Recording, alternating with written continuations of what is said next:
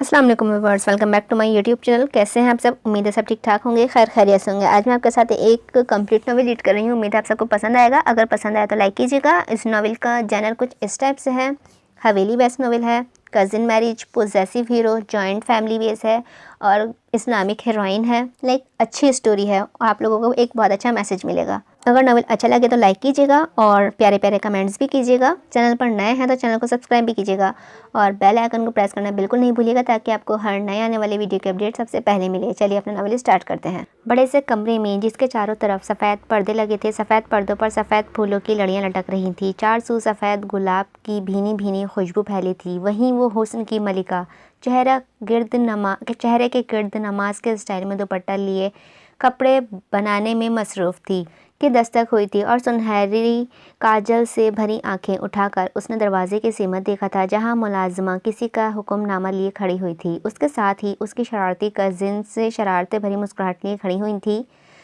रायना बीबी, छोटे खान हवेली आ चुके हैं। सारी ख़वातीन ज़नान खाने में मौजूद हैं। बेगम साहिबा का हुक्म है कि आप अपने कमरे में ही रहें, रात का खाना भी यहीं पहुंचा दिया जाएगा। मुलाजिमा ने कमरे में आते नरमीन बेगम का हुक्म सुनाया था। अम्मा जी, कितनी बार कहा है आपसे मुझे रायना नहीं बुलाया करें। हम वक्त कहीं जाने वाली बात अम्मा जी मुस्कुराई थी। उन्हें ये मासूम सी खानी बहुत ही पसंद थी। उन्होंने बहुत सुना था कि खान बहुत जालिम होते हैं, गुस्से के तेज़ होते हैं, लेकिन वो जब से खान हवेली में काम करने लगी थी उनके मामूलात में इजाफ़ा हुआ था कि खान बहुत ही खूबसूरत, नरम दिल, ज़िद्दी और जुनूनी मोहब्बत वाले होते हैं।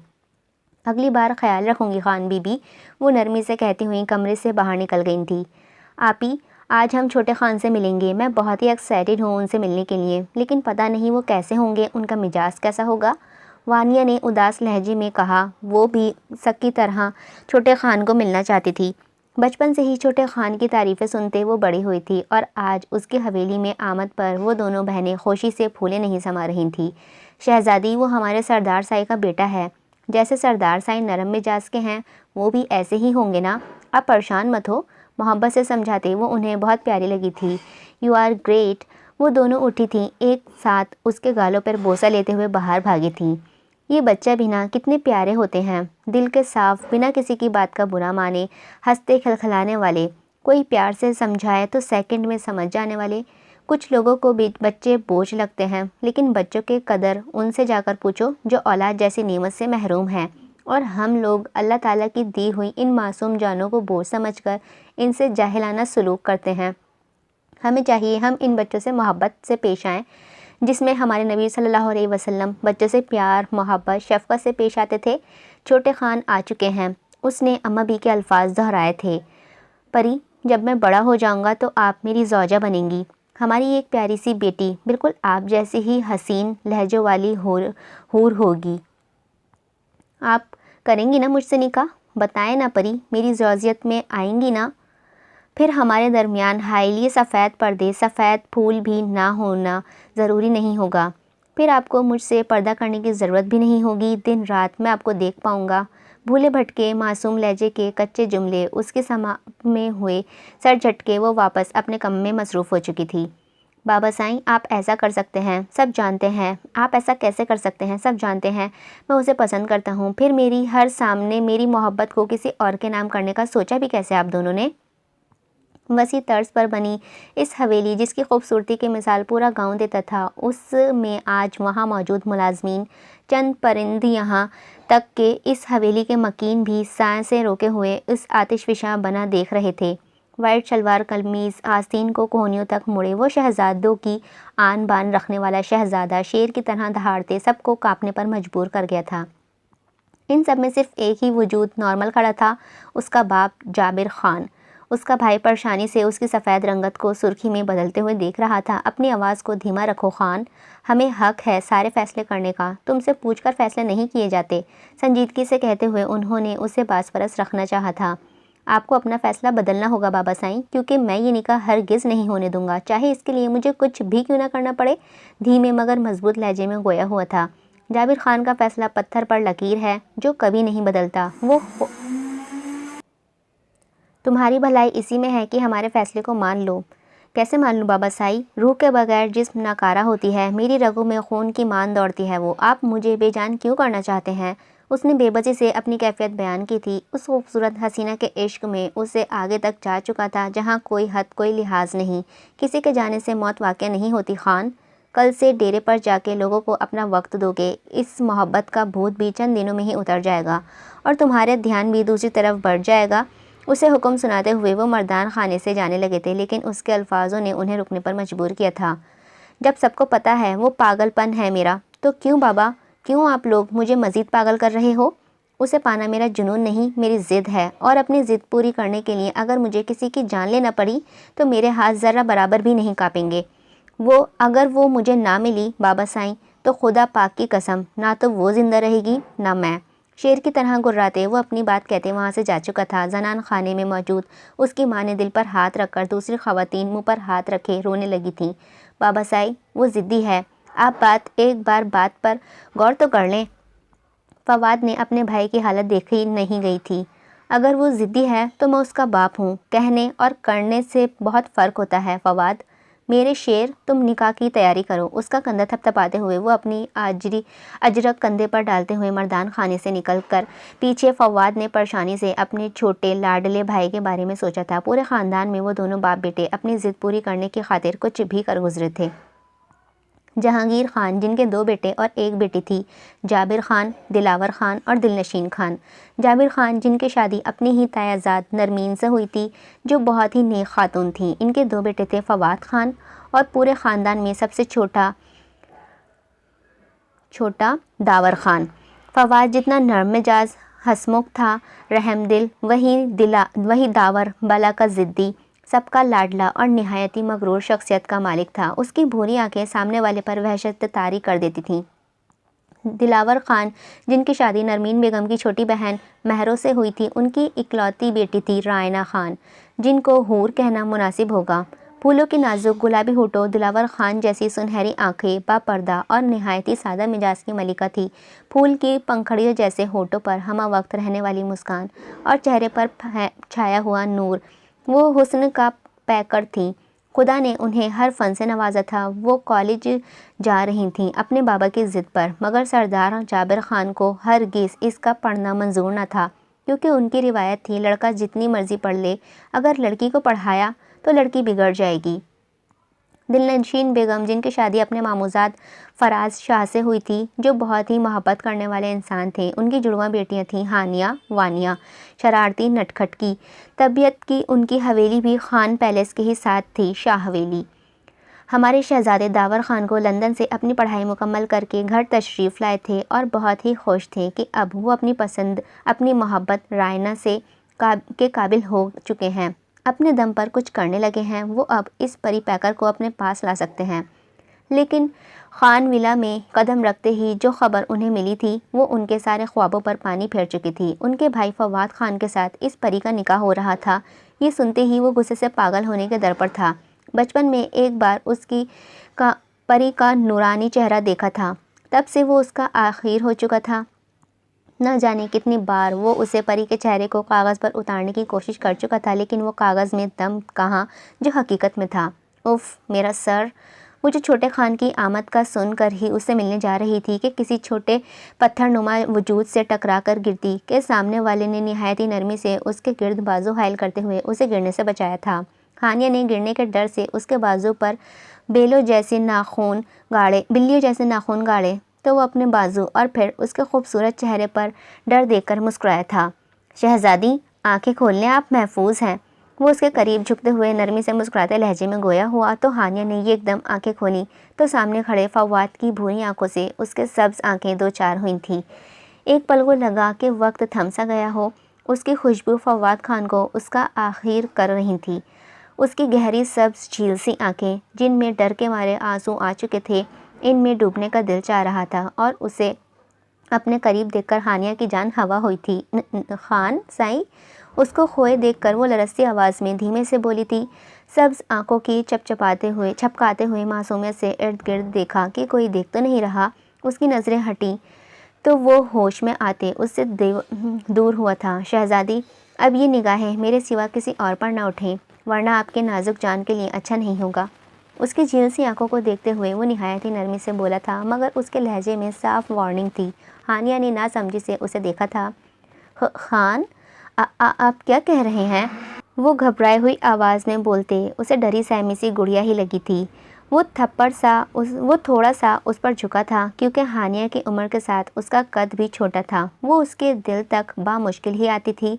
یہی کہ شہزادی، آپ کا شہزادہ میں ہوں، اب آپ محض مجھے دیکھا کریں گی۔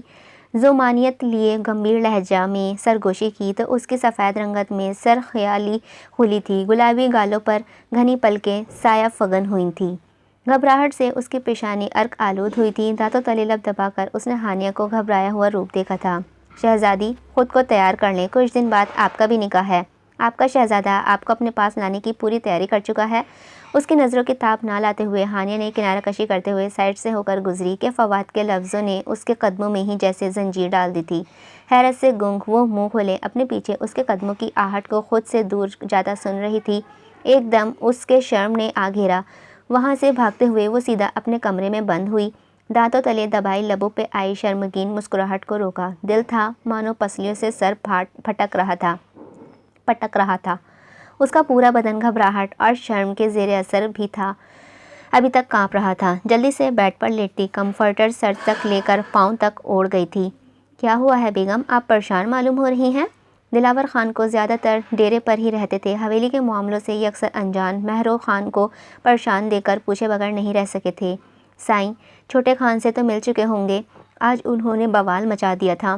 شیر کی طرح دہاڑتا وہ ایک ہی مالا جپ رہے تھے کہ وہ اپنی بچی سے شادی کی خواہش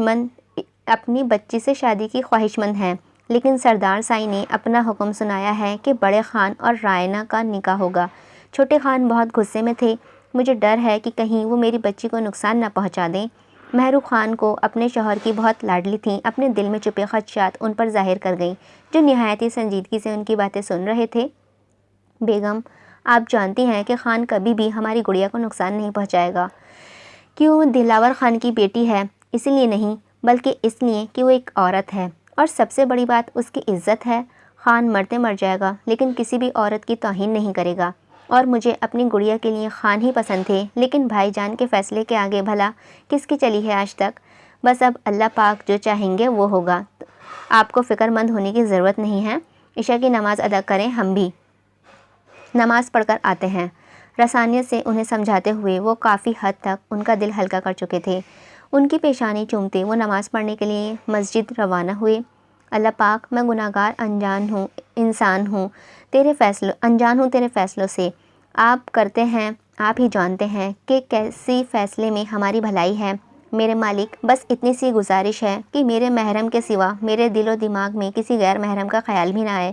مجھے یقین ہے اللہ پاک کہ آپ جو کریں گے اسی میں میری ہم سب کی بہتری ہوگی۔ بے شک۔ سفید دوپٹے کے حالے میں لپٹا ہوا پرنور چہرہ ہاتھ پھیرتے ہوئی وہ جائے نماز تک کر کے جگہ پر رکھتی، قرآن مجید چوم کر سینے سے لگائے ہوئے بیڈ پر آئی تھی۔ سورۃ الملک پڑھ کر اپنے اوپر پھونکتے وہ سب کو اللہ کی امان میں دیتی، قرآن مجید کو غلاف میں لپیٹ کر چوم کر اس کی جگہ پر رکھتی ہوئی پلٹی۔ سامنے منہ بنائے کھڑی وانیہ کو دیکھا مسکرائی۔ کیا ہوا میری شہزادی، منہ کیوں سجائے کھڑی ہو؟ بیڈ پر بیٹھ کر ان کو اپنے پاس بلاتی وہ جانتی تھی انہیں نیند نہیں آ رہی ہوگی۔ آپی، ہمیں نیند نہیں آ رہی۔ ہانیہ اور وانیہ دونوں ہی خان حویلی موجود تھیں۔ نیند نہ آنے پر اس کے روم میں آتی بیزاریت سے بولی۔ وہ جو پہلے سے جانتی تھی مسکرا دی۔ وہ جب بھی خان حویلی آتی انہیں نیند ہی نہیں آتی تھی اور وہ پوری رات رانیہ کے روم میں ہی باتیں کرتی پائی جاتی تھیں۔ اچھا، آج کیا سناؤ آپ لوگوں کو؟ آپی، آپ یہ بتائیں کہ ہر رات آپ سورۃ ملک پڑھتی ہیں، ایسا کیوں؟ وہ دونوں جب بھی انہیں دیکھتی وہ قرآن پڑھ رہی ہوتی تھی۔ آج انہوں نے پوچھا تو وہ کھل کر مسکرائی تھی۔ روم سے گزرتے داور نے وانیہ کا سوال سنا تو رانیہ کے جواب سننے کے لیے وہیں رک گیا تھا۔ سونے سے پہلے سورۃ ملک ضرور پڑھنی چاہیے، کیونکہ ہمارے پیارے نبی کریم صلی اللہ علیہ وسلم کا فرمان ہے، قرآن حکیم میں 30 آیتوں کی ایک سورت ہے جو اپنے پڑھنے والے کی سفارش کرے گی حتیٰ کہ اس سے بخش دیا جائے، اور وہ سورت تبارک الذی بقرہ سورۃ الملک ہے۔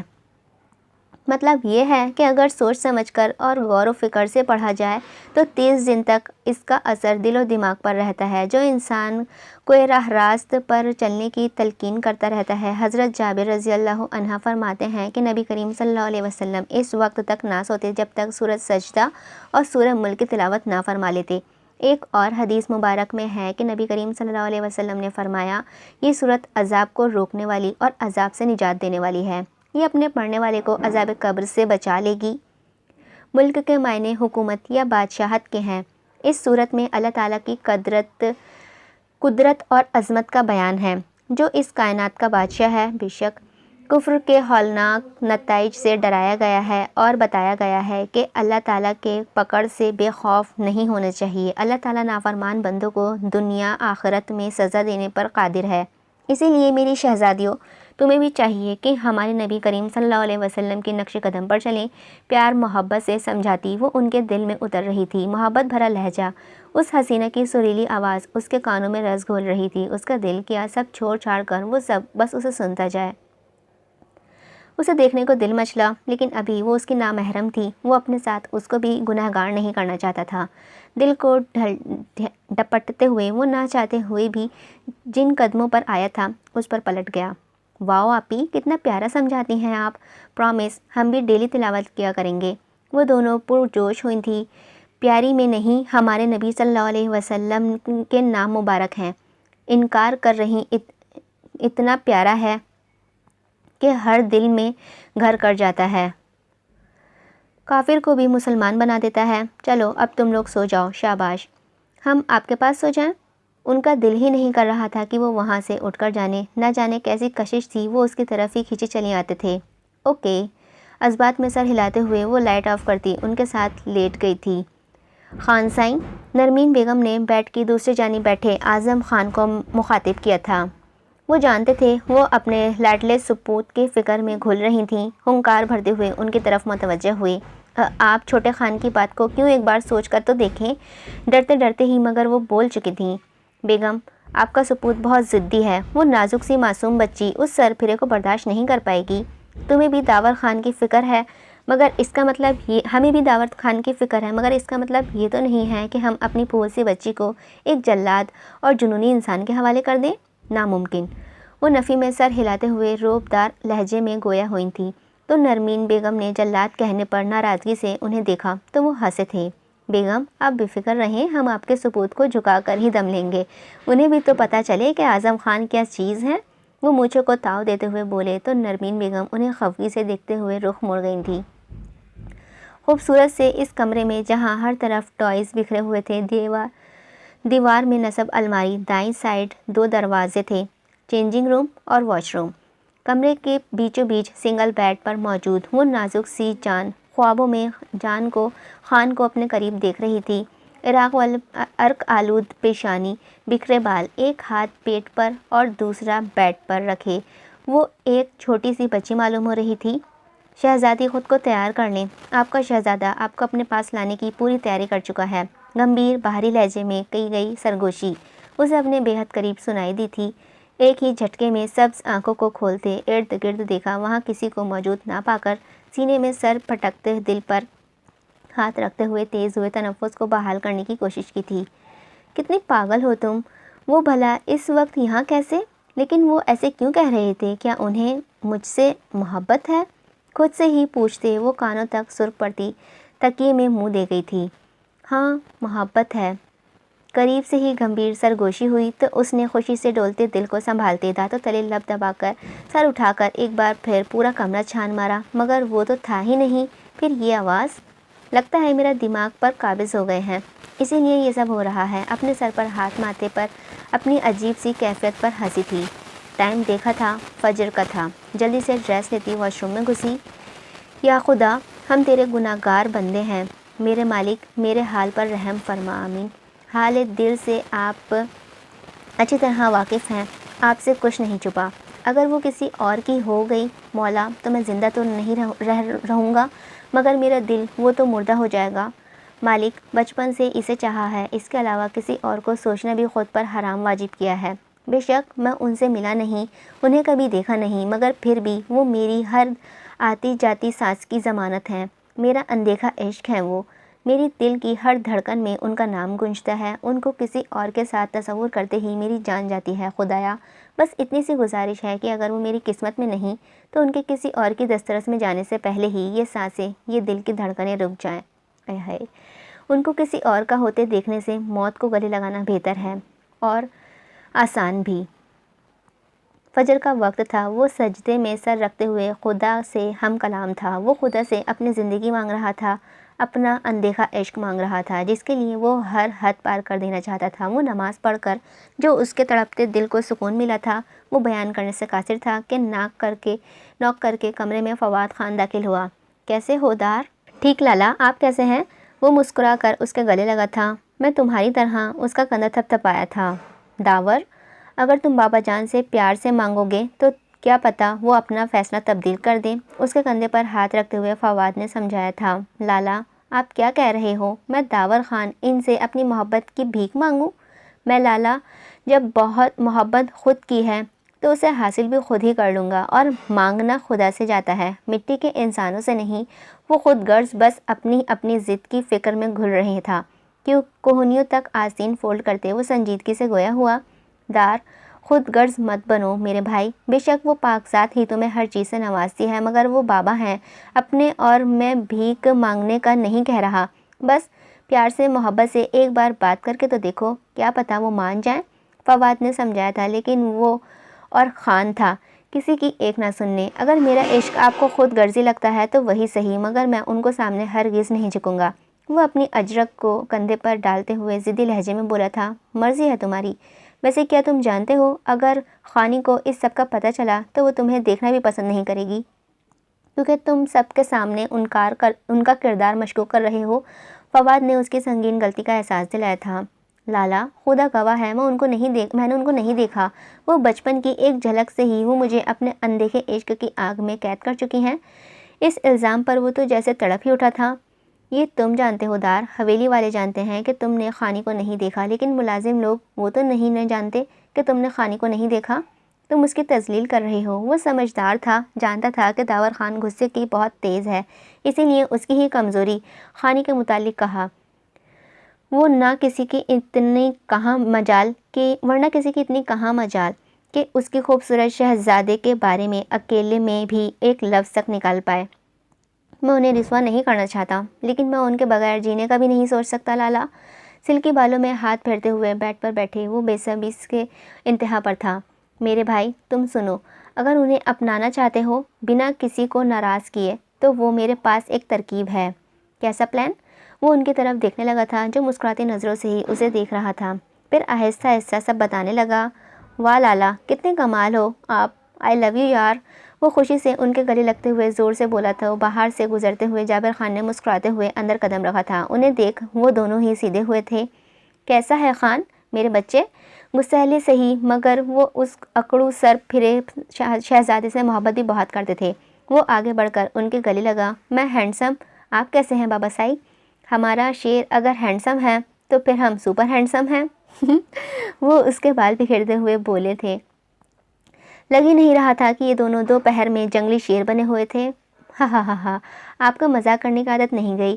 داور نے مسکرا کر میٹھا طنز کیا تھا، وہ بھی کہہ لگائے۔ فواد نے مسکرا کر ان دونوں کی دیکھا تھا، وہ دونوں ساتھ تھے، سب کر سکتے تھے، مگر ہائے یہ ان کی ضد، بالکل تمہاری طرح۔ داور خان وہ دو بدو مونچھوں کو تاؤ دیتے ہوئے مسکرا کر بولے تھے۔ فواد نے لب دبائے تھے، ان دونوں کو دیکھا، ایک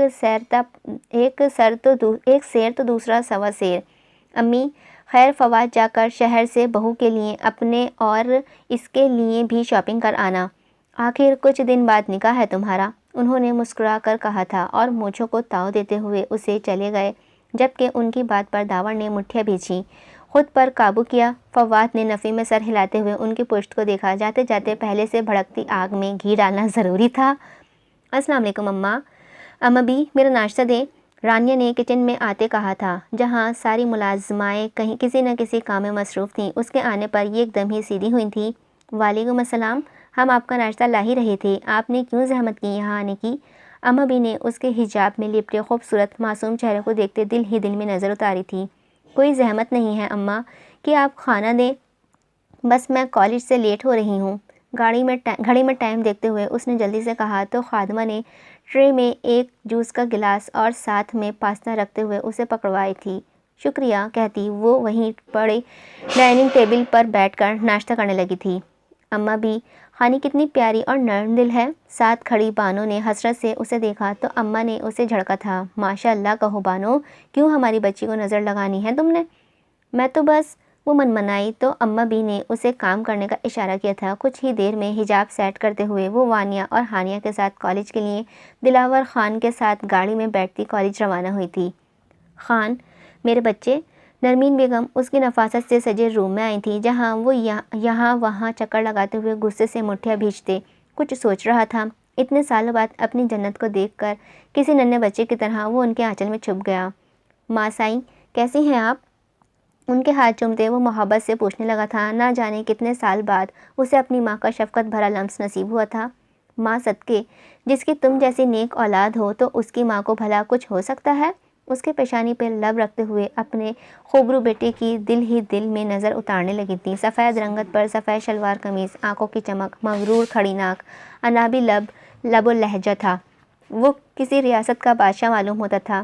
اللہ پاک آپ کو ہمیشہ سلامت اور برکت والی زندگی عطا کرے، آمین۔ اپنی ماں کا وہ چہیتا تھا۔ خان، آج ہی تو آپ آئے ہیں اور آج ہی آپ نے اپنے بابا سے بیر رکھ لیا؟ نرمین بیگم اس کے گھنے بالوں میں ہاتھ چلاتے ہوئے گویا ہوئی تھی۔ ماں سائیں، آپ جانتی ہیں اس پری کے لیے میں لندن گیا تھا تاکہ اپنے بل بوتے پہ کچھ کر سکوں۔ جب سب کو پتہ تھا کہ وہ میری ہے تو لالا سے ان کا نکاح طے کرنے کے مقصد کیا تھا؟ بابا جانتے ہیں کہ وہ لڑکی میری سانسوں کی وجہ ہے، پھر بھی، اور آپ نے بھی انہیں نہیں روکا؟ بولتے وہ آخر میں شکوہ کر گیا تھا۔ یہاں خواتین کی چلتی کب ہے خان؟ یہاں صرف مردوں کی حکومت ہے۔ اپنے بابا سائیں سے بدگمان مت ہو، جو سوچیں گے تمہارے بھلے کے لیے ہی سوچیں گے، نرمین بیگم نے سمجھایا تھا۔ نہیں ماں سائیں، وہ مجھے بے بس کرنا چاہتے ہیں۔ وہ سوچتے ہیں میری پری کو مجھ سے چھین کر وہ مجھے کمزور کر کے اپنے سامنے جھکا لیں گے، لیکن یہ ان کی خوش فہمی ہے، کیونکہ داور خان نہ کبھی جھکے گا اور نہ ہی اپنی پری کو کسی اور کا ہونے دے گا۔ اس نے نفی میں سر ہلاتے ہوئے طنزیہ مسکراہٹ سے کہا تھا، میری جان اپنی ضد چھوڑ دو، کیا فائدہ ایسی ضد کا؟ تمہارے بابا اپنے اصولوں کے بہت ہی پکے ہیں، وہ کبھی اپنا فیصلہ نہیں بدلیں گے۔ ماں سائیں، انہیں اپنا فیصلہ بدلنا ہوگا۔ میں انہیں اتنا مجبور کر دوں گا کہ وہ خود میری شادی میری پری سے کروائیں گے۔ اگر ایسا نہ کیا تو پھر مجھے انگلی ٹیڑھی کرنی پڑے گی۔ دماغ میں کچھ کھچڑی پکاتے ہوئے وہ ہنس کر گویا ہوا تھا تو نرمین بیگم نے اس کی نظر اتاری تھی۔ اس کے سنجیدگی چہرے پر مسکراہٹ بہت جچتی تھی۔ پورے گاؤں میں سب سے خوبرو، مغرور، ضدی اس کی شخصیت تھی۔ اللہ تمہیں کامیاب کرے۔ نرمین بیگم نے اس کی پیشانی کو بوسہ لیا تھا اور اٹھ کر کچن کی طرف چل دی تھیں۔ پیچھے وہ اپنے کپڑے لیتا ہوا واش روم میں گھس گیا تھا۔ السلام علیکم، کیسے ہیں آپ لالا؟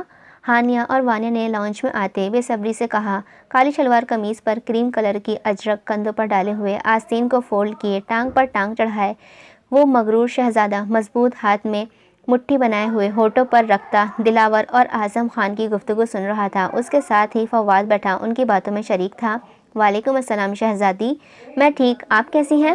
ان کے سر پر پیار سے ہاتھ رکھتے وہ نرم لہجے میں بولا تھا تو وہ دونوں ہی وہیں پڑے صوفوں پر براجمان ہوئی تھیں۔ فواد نے مسکرا کر ہانیہ کو دیکھا جو اس سے نظریں ملتے ہی نظریں پھیر چکی تھی کہ سمجھا شاید وہ اس سے گھبرا رہی ہے، لیکن وجہ کچھ اور تھی۔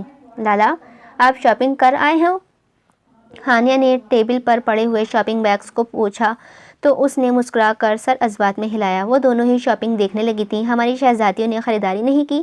دلاور خان نے نرمی سے پوچھا تھا تو وہ بھی دونوں نفی میں سر ہلا گئی تھیں۔ ماموں جان، ہم نے خانی آپی سے اپنے ڈریس تیار کروا لیے ہیں، بس جویلری چاہیے جو آج ہی ہم خادمہ سے کہہ کر منگوا لیں گے۔ ہانیہ پرجوشی ہوئی تھی۔ ہاں، آپ لوگ تو ایویں کر کے تیار ہو جاتے ہیں، ہم نے بہت کچھ کرنا ہوتا ہے۔ بال بنواؤں گا، جیل لگاؤ، چوڑیاں پہنو، میک اپ کرو، جویلری پسند کرو۔ وانیہ جو شروع ہوئی تو چپ ہونے کا نام ہی نہیں لے رہی تھی۔ ہانیہ نے کونی اس کے کمر پہ ماری تو وہ دانت لبوں تلے دبائے ہوئے خاموش ہوئی تھی اور انہیں دیکھنے لگی جو کہہ دبائے سرخ ہو رہے تھے۔ اس کے دیکھنے پر ان کا سب کا ضبط ٹوٹا تھا اور پوری خان حویلی ان کے کہکہوں سے گونج اٹھی۔ کام کرتی ملازمہ نرمین بیگم، مہرو بیگم حویلی کی دیواروں تک بہت ان کے قبضہ سن رہی تھیں، ان کے کہکہے سن رہی تھیں۔ ہماری شہزادیوں کو تا دیکھ ہی نرالے ہیں، لیکن آپ بے فکر رہیں، اس بار آپ کے لالا یہاں موجود ہیں، آپ کو ذرا بھی میک اپ کرنے کی زحمت کرنی نہیں پڑے گی، کیونکہ ہم نے اپنی چھوٹی شہزادیوں کے لیے بیوٹیشین بلوائی ہیں۔ بامشکل ہنسی روکتے ہوئے داور نے کہا۔ تو اب کی بار ان دونوں کا کہکہ بھی گونجا تھا۔ نرمین بیگم نے دور سے ہی ان کی نظر اتاری تھی۔ موبائل رنگ ہوا تو میں فون کان سے لگا کر، سر میم پر کوئی نظر رکھا ہوا ہے، سامنے سے کلیم نے جو کہا تھا۔ داور کے دل کیا کہ ان آدمیوں کے ساتھ کلیم کو بھی اڑا دے۔ اس کی بھونی آنکھوں میں گلابی پن چھانے لگا تھا۔ کیچ ہم، مٹھیاں بھیجتے سختی سے کہا تھا اور کال کٹ کی تھی تو ان سب کو اپنی طرف متوجہ پایا تھا۔ شہزادی، آپ لوگ یہ بیگز ان کے روم میں لے جائیں۔ بامشکل دھیمے سے لہجے میں کہتے وہ لمبے لمبے ڈگ بھرتے ہوئے لانچ سے ہی نکل گیا تھا، جبکہ ان تینوں نے اس کے سرخ چہرے پر ہاتھوں کی ابھری رگوں کو دیکھا تھا اور نفی میں سر ہلایا تھا۔ نہ جانے کس کی شامت آئی تھی۔ اوکے، وہ دونوں کندھے اچکائے بیگز اٹھاتی رانیہ کے روم کی طرف بڑھی تھیں۔ اللہ توبہ ہے، میں نے کہا تھا نا کہ اپنے چند الفاظ لکھیں، میں اتنی محنت کر کے لکھتی ہوں، آپ لوگ میری ماں اب بتا تو رہی ہوں، اس میں اتنا غصہ ہونے والی کیا بات ہے؟ ہانیہ نے اسے واپس بٹھاتے ہوئے کہا تھا۔ وہ گرلز کالج گاؤں سے تھوڑا دور تھا، لیکن پھر بھی وہ تینوں وہاں حجاب میں ہی ہوتی تھیں، لیکن پھر بھی ہانی ان کی شادی تک خانی اپنی سے ہو رہی تھی، تو تمہیں اس طرح کی بات کرنے کی کیا مقصد ہے ان کا؟ وہ مشکوک لہجے میں کہتی ہوئی پیشانی مسلنے لگی تھی۔ کوئی مقصد نہیں ہے، انہوں نے بس ایسے ہی کہہ دیا کہ شہزادی آپ کا شہزادہ۔ اس سے زیادہ وہ بول ہی نہیں پائے۔ رانیہ جو اسائنمنٹ سبمٹ کروا رہی تھی ان کی طرف آ رہی تھی، ان کی باتیں سن اس کے پاؤں تلے سے زمین کھسکی تھی، لیکن پھر مسکراتے وہ ان کے ساتھ جا بیٹھی تھی تو وانیہ کے دماغ میں کچھ کھچڑی پک کر کوئلہ ہوئی تھی۔ اپنی نامحرم سے محبت کرنا، اس کے بارے میں سوچنا صحیح ہوتا کیا؟ رانیہ جانتی تھی وہ کسی کے لیے بات کر رہی ہے، برا مانے بغیر۔ وہ اس کا حجاب صحیح کرتے ہوئے نرمی سے گویا ہوئی تھی۔ نامحرم کی محبت کو ہمیشہ شیطان مزین کر کے پیش کرتا ہے۔ بہت دل چاہتا ہے کہ نامحرم سے محبت والی باتیں کی جائیں، اس کی محبت اور اس سے محبت کا اعتراف کیا جائے، لیکن یہ فتنہ ہوتا ہے، آزمائش ہوتی ہے۔ اللہ تعالیٰ بھی دیکھنا چاہتا ہے کہ یہ میرا فرما بردار بندہ کتنی میری فرما برداری کرتا ہے، مجھے راضی رکھتے ہوئے نامحرم کی محبت سے دور ہوگا یا پھر مجھے ناراض کر کے نامحرم کے قریب جائے گا۔ بعض اللہ سے سچی محبت کرنے والے لوگ اللہ کے لیے نامحرم کی سچی محبت کو چھوڑ دیتے ہیں۔ انہیں وقتی طور پر تکلیف تو ہوتی ہے، لیکن پھر اللہ تعالیٰ انہیں حلاوت ایمانی نصیب فرماتا ہے۔ یہ حلاوت ایمانی دنیا کی سب سے بڑی نعمت ہے، اور بعض کمزور ایمان والے لوگ اللہ کی نافرمانی کر کے نامحرم کے قریب ہو جاتے ہیں۔ انہیں وقتی طور پر خوشی ہوتی ہے بس، کیونکہ گناہ میں اللہ تعالیٰ نے بھی لذت رکھی ہے۔ یہ اس گناہ والی لذت کو سکون اور راحت سمجھتے ہیں، لیکن یہ اندر ہی اندر خود کو بے سکونی والی کیفیت میں پاتے ہیں۔ یہ فتنہ ہر انسان کے ساتھ پیش آتے ہیں۔ محبت کوئی گناہ نہیں ہوتی، بس محبت کی شرط نکاح ہے۔ محبت خدیجہ رضی اللہ عنہا کو بھی آقا رسول صلی اللہ علیہ وسلم سے ہوئی تھی، اور انہوں نے فوراً ہی نکاح کا پیغام بھیجا تھا۔ نامحرم کی محبت کتنی بھی پاک کیوں نہ ہو، اگر آپ کی منزل نکاح نہیں تو وہ رشتہ حرام ہے، وہ اللہ کی ہاں قابل قبول نہیں ہے۔ محبت تو ہو جاتی ہے، لیکن جب محبت ہو تو نکاح کرو۔ اگر وہ محبت نکاح تک نہیں جا سکتی تو خاموش ہو جاؤ اور معجزے کا انتظار کرو۔ اگر وہ آپ کے نصیب میں ہے تو آپ کو ضرور ملے گا، سالوں بعد ہی کیوں نہ ملے، وہ آپ کو مل کے ہی رہے گا۔ میں نے حقیقت آپ کے سامنے رکھ دی ہے، اگر آپ سمجھدار ہوں گی تو کبھی بھی غلط قدم نہیں اٹھائیں گی۔ شہزادی اس کی باتیں سن ہانیہ کا دل اداس ہوا تھا۔ آخر جو بھی تھا وہ اس کا نامحرم تھا۔ شرمندگی نے اس کو آ گھیرا تو اس کی آنکھیں نم ہوئی تھیں۔ چلیں، بابا آ گئے ہیں۔ دلاور خان کو دیکھ وہ ان دونوں کو دھیان اپنی جانب کھینچ گئی تھی۔ وہ دونوں مسکراتی گاڑی کی طرف بڑھیں۔ وہ جو گاؤں کی سرحد سے باہر نکل چکا تھا، جو قدر سنسان جگہ تھی کہ اتنے میں اسے ایک پراڈو اپنے پیچھے آتی نظر آئی تھی۔ اس نے نظر انداز کرتے گاڑی کی اسپیڈ بڑھائی تو وہ پراڈو تیز رفتار سے سڑک کے بیچوں بیچ گول گول گھومنے لگی کہ وہ جلدی سے بریک پر پاؤں رکھتے ہوئے کھلایا۔ اس کا شک پختہ یقین میں بدلنے لگا تھا۔ وہ خان تھا۔ کار رکی، اس میں سے کالی شلوار قمیض جو اس کی سرخ و سفید رنگت پر بہت جچ رہی تھی، بھونی آنکھوں پر گلاس لگائے، کونیوں تک فولڈ کیے آستین سے اس کے مضبوط مردانہ بازو کی پھولتی ہوئی رگیں اس آدمی پر وحشت طاری کر گئی تھی۔ اس کے حواس مطالعہ ہونے لگے۔ سامنے کھڑے مغرور شخصیت میں اسے اپنی موت نظر آ رہی تھی۔ خان سائیں، مجھے معاف کر دیں، مجھ سے غلطی ہو گئی ہے۔ اس سے پہلے دیر ہوتی وہ کانپتے ہوئے اس کے قدموں میں جھکتے ہوئے گڑ گڑانے لگا تھا۔ غلطی نہیں، تم نے گناہ کیا ہے، ایسا گناہ جس کی معافی تمہیں کسی صورت نہیں ملے گی۔ اس کے کالر سے پکڑ کر دور پھینکتے ہوئے وہ گرایا تھا۔ شعلے اگلتی آنکھوں سے اسے دیکھا تھا، جیسے آنکھوں سے ہی اس سے بھسم کر دینے کا ارادہ ہو۔ سائیں معاف کر دیں۔ اس سے پہلے اس کا جملہ مکمل ہوتا کہ ایک ہی ساتھ دو چاقو اس کی آنکھوں میں لگے۔ کہ اس کی دردناک چیخوں اس سنسان کے علاقے میں دور دور تک جانے لگی تھیں، جبکہ وہ مغرور شہزادہ دلچسپی سے اس کی چیخیں ملاحظہ فرما رہا تھا۔ اسی لیے اسے لے جاؤ اور قید خانے میں ڈال دو، سنجیدگی سے کہتا وہ اپنی گاڑی میں بیٹھتے روانہ ہوا کہ دور کھڑے ایک شخص نے اس کی شخصیت کو غور سے دیکھا تھا اور پھر گہرا مسکرایا تھا۔ السلام علیکم پھپھو، کیسی ہیں آپ؟ فواد نے شاہ حویلی میں پہلی بار قدم رکھا تھا۔ لاؤنج میں آتے ہی سامنے دلنشین بیگم صوفے پر بیٹھی ملازمہ کو دوپہر کے کھانے کا مینیو بتا رہی تھیں۔ ارے وعلیکم السلام، ماشاءاللہ پھپھو قربان جائے، میں ٹھیک ہوں، میرے شہزادہ کیسا ہے؟ اس کی پیشانی چومتے ہوئے وہ اسی پر صدقے واری گئی تھی۔ پہلی بار اس نے شاہ حویلی میں آ کر وہاں رونق بخشی تھی۔ میں ٹھیک پھپھو، میں یہاں آیا ہوں کیونکہ مجھے آپ کی مدد چاہیے۔ صوفے پر بیٹھتے اس نے شرمندگی سے کہا، کیونکہ پہلی بار بھی وہ اپنے ہی مطلب کے لیے آیا تھا۔ مجھے معلوم ہوا ہے سب، بتاؤ کیا مدد چاہیے میرے بیٹے؟ اس کی شرمندگی کو مٹاتے وہ مسکرا کر گویا ہوئی تو فواد نے فوراً سے پہلے ہی انہیں سب کچھ بتایا تو انہوں نے مصنوعی سنجیدگی سے اسے گھورا تھا۔ بیٹا سائیں، میرے بھائی جان کو ذلیل کرنے کا یہ طریقہ کس کے دماغ میں آیا؟ وہ پھپھو جان میرے، فواد نے کہہ کر دانتوں تلے لب دبائے تو وہ ہنس پڑی تھی۔ بھائی جان غصہ ہوں گے تم سے، اس کے لیے کچھ بھی، فواد مسکرایا تھا۔ صرف اس کے لیے؟ انہوں نے شریر نظروں سے اسے دیکھا تو وہ گڑبڑایا تھا۔ نہیں پھپھو جان، آپ تو جانتی ہیں مجھے۔ خیر، ہانیہ کا رشتہ آیا ہے، گھر والے اور لڑکا بہت ہی سلجھا ہوا ہے، میں سوچ رہی ہوں ہاں کر دوں۔ انہوں نے چور نظروں سے اس کے تاثرات جانچتے ہوئے مصنوعی سنجیدگی سے کہا، پر وہ تو میری ہے پھپھو، آپ نے وعدہ کیا تھا، اس نے خفگی سے کہا تو دلنشین شاہ ہنسنے لگی تھیں۔ وہ تو ایسے ہی دیکھ رہی تھیں۔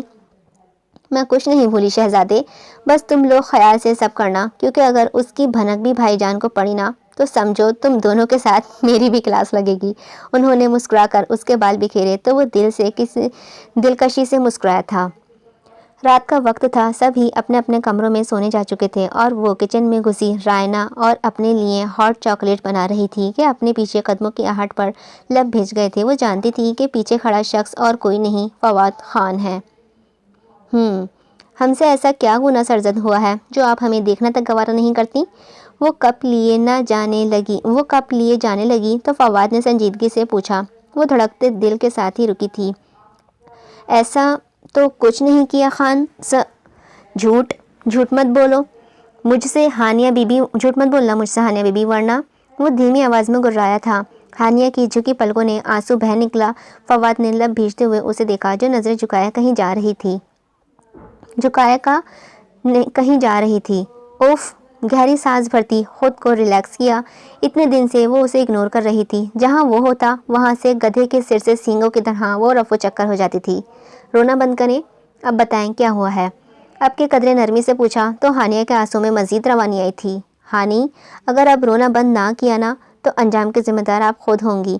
اس نے اس کے گلابی گالوں سے نظریں چرائیں تھی۔ اس کی دھمکی کارآمد ثابت ہوئی۔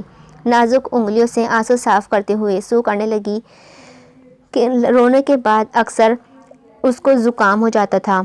اچھا چھوڑیں، ریلیکس ہو اور یہاں بیٹھیں۔ ڈائننگ ٹیبل پر بیٹھتے اسے بھی بیٹھنے کا اشارہ کیا جو وہ لرزتی کانپتی بیٹھی گئی۔ جانتا یہ وائبریٹ ہو رہی ہے، اسی تو میرے موبائل میں ہونا چاہیے تھا۔ جتنا یہ وائبریٹ ہو رہی ہے ایسے تو میرے موبائل میں ہونا چاہیے تھا، کم از کم اس کی وائبریشن تو کام آتی۔ دل ہی دل میں سوچتے ہوئے مسکرایا تھا۔ لگتا ہے جنون ہو گئے ہیں ان کو، اسی لیے تو پاگلوں کی طرح خود ہی ہنسے جا رہے ہیں۔ اس کو مسکراتے دیکھ کر ہانیہ کو اس کے دماغی حالات پہ شک ہوا۔ اسے خود کی جانب دیکھتا پا کر وہ سیدھا ہوا اور وانیہ بھی وہیں ہانیہ کے ساتھ آ بیٹھی۔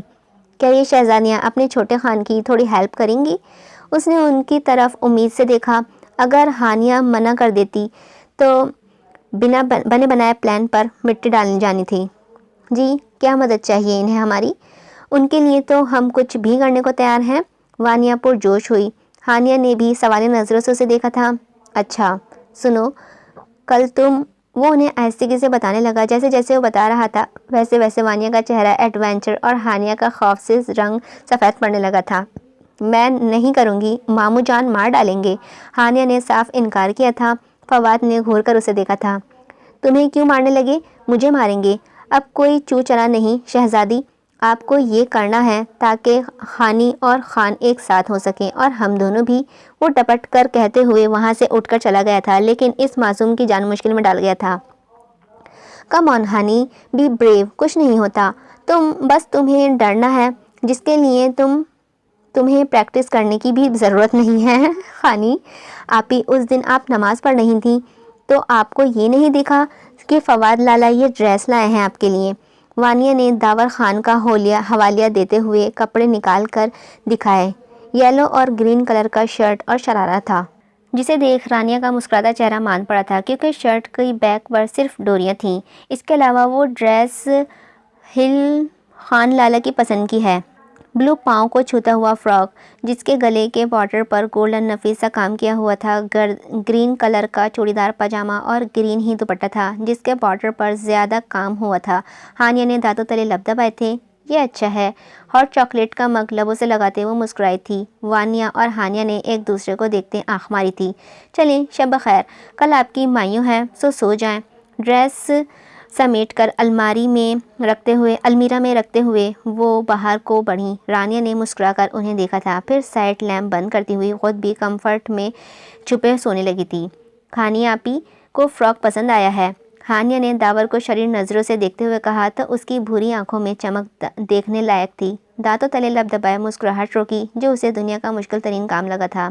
ارے ہنس لیں لالا، ہم نہیں لگاتے نظر، وانیہ نے اس کے سرخ چہرے کو دیکھتے ہوئے شرارت سے کہا تو وہ داور نے اسے مصنوعی گھوری سے نوازا تھا۔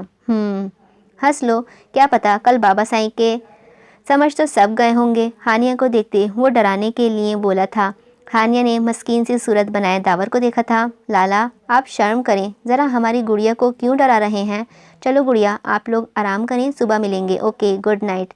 انہیں کہتے ہوئے فواد کو کندھوں کے گرد ہاتھ ڈالتے باہر کو بڑھا تھا۔ لالا کا کام کیا کر دیا، شہزادی سے گڑیا بن گئی۔ واہ واہ، وانیہ نے مسکرا کر کہا تو ہانیہ نے اسے گھورا اور گپ اندھیرا کرتے سونے کی تیاریاں کرنے لگی تھی۔ بیگم کب تک یوں روٹھے رہنے کا ارادہ ہے؟ نرمین بیگم کی ناراضگی وہ کب سے محسوس کر رہے تھے، مگر وہ کمرے میں آتی ہی نہیں تھیں۔ ابھی فجر کی نماز کے بعد وہ روم میں آئیں تو نرمین بیگم کمرہ سمیٹتی نظر آئی تھی۔ ہمارے روٹھنے سے آپ کو کیا فرق پڑتا ہے سائیں؟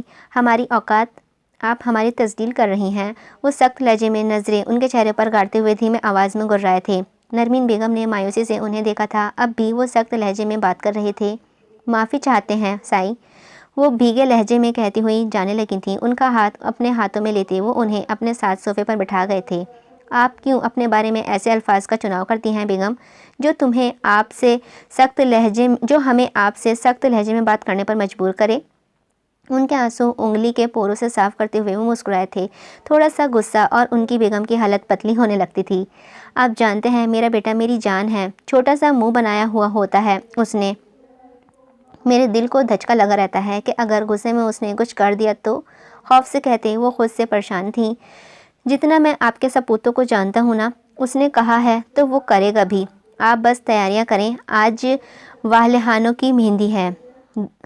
دلہنوں کی مہندی ہے۔ ان کی پیشانی چومتے ہوئے وہ ان کے سر تھپکتے باہر کو بڑھے تھے۔ دلہنوں کی؟ ناسمجھی سے ان کی بات دہرائی تھی، پھر سمجھ میں آتے ہی مسکرا کر باہر کو بڑھی تھیں۔ خان حویلی کو کسی دلہن کی طرح سجایا گیا تھا، جہاں لاؤنج میں اس وقت سب ہی موجود تھے کہ رانیہ کو دلاور خان کے ساتھ باہر جاتے دیکھ کر مہرو بیگم کے دل بے چین ہوا تھا۔ بیٹا کہاں جا رہی ہیں آپ؟ آج مہندی ہے، مہمان آنا شروع ہو جائیں گے، اور آپ کالج جا رہی ہیں آج بھی؟ مہرو بیگم نے اس کے قریب جاتے ہوئے ٹوکا تھا۔ وہ مڑی، داور تو اس کی طرف سے رخ ہی موڑ چکا تھا، لیکن کمبخت دل اس کی جانب ہی متوجہ تھا۔ مورے بس 5 منٹ کی بات ہے، ہم اسائنمنٹ سبمٹ کروا کر آ جائیں گے، وہ دھیمی آواز میں گویا ہوئی تھی۔ جانے دیں، بچی کو جلد ہی آ جائے گی، اعظم خان نے کہا تو وہ مسکراتی نظروں سے انہیں دیکھتے باہر کو بڑھی تھی۔ کچھ گھنٹے اس کے بعد آپ میری، اس نے جیسے خود سے عہد کرتے ہوئے فواد کو اشارہ کیا تھا، جیسے سمجھتے اس نے اوکے کا اشارہ کیا تھا اور اٹھ کر باہر کو چل دیا تھا۔ کچھ دیر کی مسافت کے بعد وہ کالج کے سامنے تھے۔ بیٹا آپ جائیں، میں تھوڑی دیر میں آپ کو لینے آتا ہوں، اوکے؟ اس کا سر چومتے ہوئے دلاور خان نے کہا تھا، اور اس کے کالج میں انٹر ہوتے ہی گاڑی ڈیر کی طرف موڑ لی تھی۔ خانسائی، خانی بی بی کے کالج میں ملک صفدر گھس گیا ہے۔ مردان خانے میں وہ جو اپنے مہمانوں کے ساتھ مہے گفتگو تھے کہ کلیم ہانپتے ہوئے وہاں آیا اور لرز کر کہا تھا، وہ سب فوراً سے کھڑے ہوئے تھے۔ اس کی بات سن کر طوفان بنا وہاں سے نکلا تھا۔ رش ڈرائیونگ کرتے ہوئے وہ کچھ منٹوں میں کالج کے اندر تھا، جہاں ہر طرف لڑکیاں ڈری سہمی کھڑی ہوئی تھیں۔ خان کو دیکھتے ہی ان کی امید بھری نظریں اس پر جم سی گئی تھیں، جو وائٹ کف لگے سوٹ میں کالی اجرک کندھوں پر ڈالے ہوئے، وہ بادشاہوں کی آن بان رکھنے والا شہزادہ، جس کی سفید رنگت غصے سے سرخ ہو رہی تھی، ماتھے کی ابھری نسیں واضح ہوتی اس کی سخت اشتعال میں ہونے کی نشاندہی کر رہی تھیں۔ شعلے اگلتی نگاہوں نے اسے سب کے بیچوں بیچ بیٹھے ملک صفدر کو دیکھا، جو اس کی ایک نظر سے ہی ڈر کر اٹھ کر کھڑا ہوا تھا۔ آؤ خان صاحب، تمہارا ہی انتظار تھا۔ سنا ہے تمہاری حویلی کی راترا تخمی، نام تو تم آج تک میں نے نہیں لیا، تو تم جیسے گھٹیا شخص کی اتنی اوقات کہاں کہ تم ان کا نام بھی اپنی گندی زبان پر لا سکو۔ سناٹے دار تھپڑ اس کے گال پر مارتے ہوئے وہ شیر کی طرح دہاڑا تو وہاں کھڑی لڑکیاں سہمی ایک دوسرے کے اندر چھپنے لگی تھیں۔ تھپڑ ایسا پڑا تھا کہ ملک صفدر کو اپنے چھٹی کے دانت یاد آ گئے تھے۔ ڈر اس کی آنکھوں میں واضح تھا۔ وہ دوبارہ اس پر ہاتھ اٹھاتا کہ کلیم نے اس کے کان میں سرگوشی کی تو وہ سر جھٹک کر یہاں وہاں نظریں دوڑاتا رائنا کو ڈھونڈنے لگا تھا، مگر وہاں نہیں تھی۔ وہ کلاس میں جا کر دیکھنے لگا، مگر وہ وہاں بھی نہیں تھی۔ اب اسے رائنا کی فکر ستانے لگی تھی۔ کچھ سوچ کر ٹیرس پہ گیا تو ٹھنڈی ہوائیں اس کے ماتھے پر بکھری بالوں کے ساتھ چھیڑخانی کرنے لگی۔ ارد گرد دیکھا تو وہ کہیں نہیں تھی۔ وہ واپس جانے کو پلٹا۔ چھوٹے خان، لرزتی سی آواز پر وہ چونکا تھا۔ ارد گرد دیکھا، وہ کہیں نہیں تھی۔ کچھ ٹینک وہاں موجود تھے، جہاں سے وہ گاؤن میں چھپی نکلی۔ لمبی پلکوں کی چمپلین سے آنسو ٹپکتے اس کے حجاب میں جذب ہو رہے تھے۔ ایک بار نظریں اٹھا کر اس نے اسے نہیں دیکھا تھا۔ اس کے آنسو اس کے دل پر گر رہے تھے۔ وہ بے چین ہوا، لیکن بے بس تھا۔ وہ کچھ کر ہی نہیں سکتا تھا، کیونکہ وہ اس کی نہیں تھی۔ آپ روئیں مت، چلیں نیچے، آپ کے بابا آپ کا ویٹ کر رہے ہیں۔ بھٹکتی نظروں کو بامشکل نیچے جھکائے وہ سنجیدگی سے بولا تھا۔ انا جلدی سے سیڑھیاں اترتے ہوئے سہمی خرگوش کی طرح دلاور خان کے حصار میں جا چھپی تھی۔ کتنی لگی ہے یہ، خود تو پیاری ہیں سو ہیں، لیکن شوہر بھی ماشاءاللہ نظر بد سے بچائے۔ داور نے کسی لڑکی کی سرگوشی سنی تو لب دبائے مسکراہٹ رکی تھی۔ دلاور خان اسے لے کر کتنی لکی ہے یہ، آئی تھنک یہ دلاور خان اسے لے کر گاڑی میں بیٹھے تھے، حویلی کی طرف رواں دواں ہوئے ان کے پیچھے سے، اور وہ اپنی گاڑی میں تھا۔ ہر طرف گہما گہمی تھی، دور دور سے لوگ خانہ کعبے کی زیارت کو آئے ہوئے تھے۔ وہیں وہ دونوں اس پاک زمین پر بیٹھے تھے۔ ان کا نکاح پڑھایا جا چکا تھا، ماشاءاللہ۔ اب وہ اس کے کندھے پر سر رکھے اس کو تلاوت کرتے سن رہی تھی۔ اس کی دلکش آواز اس کے کانوں میں رس گھول رہی تھی۔ ایک سکون دل و دماغ پر چھایا ہوا تھا۔ اس نے تلاوت ختم کرتے ہوئے دعا کی کہ ہاتھ اٹھایا اور دعا مکمل کی، اور سر جھکا کر اسے دیکھا جو اس کے کندھے پر سے لگی پھر پرسکون تھی۔ کچھ پڑھ کر اس کے اوپر دم کیا تھا۔ میری جان، اس کے پیشانی پر لب رکھتے اپنی حرکت پر حدت لمس چھوڑا تو وہ مسکرا کر آنکھیں وا کرتی ہوئی اسے دیکھنے لگی تھی، مگر وہ تو حویلی اپنے کمرے میں موجود تھی۔ یا اللہ، دھڑ دھڑ کرتے دل پر ہاتھ دھرتے وہ مسکرائی تھی۔ اس کا نکاح تو اوپر پہلے سے ہو چکا تھا، لیکن وہ انسان جو بھی تھا وہ فواد نہیں تھا۔ وہ آواز وہ کیسے نہ پہچانتی؟ کل ہی تو اس نے اسے مخاطب کیا تھا، چھوٹے خان۔ اس کی آواز کے ساتھ اس کی آنکھیں بھی حیرت سے بے یقین تھیں۔ چھوٹے خان، ڈری سہمی سی لرزتی آواز اس کے سماعت ہوئی تو وہ جھٹ سے اٹھ بیٹھا۔ ارد گرد دیکھا، وہ کہیں نہیں تھی۔ ہوتی بھی کیسے، وہ ابھی نامحرم تھی اس کی۔ اب تو آپ نے میرے خوابوں پر بھی قبضہ جما لیا ہے، وہ خود ہی کہتے مسکرایا۔ لبوں پر دل فریب سی مسکراہٹ کھل رہی تھی۔ اب گزارنا ناممکن ہے خانی، وہ اپنے بالوں میں ہاتھ پھیرتے ہوئے لبوں کو دانتوں تلے دباتے سوچنے لگا تھا۔ دوپہر کے 2 بج رہے تھے، موسم بھی کافی خوشگوار تھا اور خلاف معمول آج ہر طرف گہری خاموشی چھائی ہوئی تھی۔ حویلی میں کوئی ملازم نظر نہیں آ رہا تھا۔ اتنے میں حویلی کے دور دیوار دلگراش سے کانپ اٹھی۔ حویلی کے مکین، جس میں دل نشین شاہ بھی تھیں، باہر آئے تو ان سب کی آنکھیں حیرت سے پھٹی تھیں۔ فواد صاحب گن ہانیہ کے سر پر رکھے کھڑے ہوئے تھے اور ہانیہ بی بی گن اپنے سر پر محسوس کرتے ہی بے ہوش ہونے کی قریب تھی۔ دل نشین شاہ نے لب بھیجتے مسکراہٹ روکی تھی۔ خان میرے کیا کر رہے ہیں آپ؟ نرمین بیگم جلدی سے اس کے پاس آئی تھی۔ بس کریں مورے، کیا آپ کو نہیں معلوم کہ اس لڑکی کا رشتہ بچپن سے میرے ساتھ طے تھا؟ پھر بھی آپ لوگوں نے میری جان عذاب میں جھونکے رکھی ہے۔ اس کی پیشانی پر گن کو دباؤ ڈالتے ہوئے وہ غصے سے پاگل ہوا۔ اعظم خان سینے پر ہاتھ باندھے ان کے ڈرامے دیکھ رہے تھے۔ لالا سائیں، آپ کی شادی شہزادے سے ہی ہوگی، آپ بے فکر رہیں، لیکن پلیز گن ہٹا دیں، داور نے مصنوعی پریشانی سے کہا۔ تو وہ اعظم خان نے اپنے سپوت کو گھورا تھا۔ یہ اولادیں کیوں بھول جاتی ہیں کہ ان کے باپ نے دنیا دیکھی ہے؟ ارے گن رکھو۔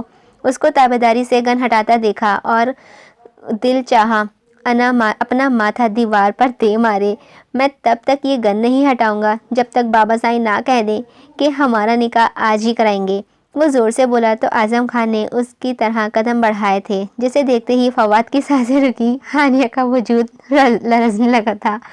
ہاں خان، چلاؤ گولی، ہم بھی دیکھیں اعظم خان کے بیٹے میں کتنا دم ہے۔ مونچھوں کو تاؤ دیتے ہوئے وہ اطمینان سے اس کے اڑے رنگ دیکھنے لگے تھے۔ بابا سائیں کیا کہہ رہے ہیں آپ؟ مان جائیں نکاح کے لیے، داور نے کہا تھا۔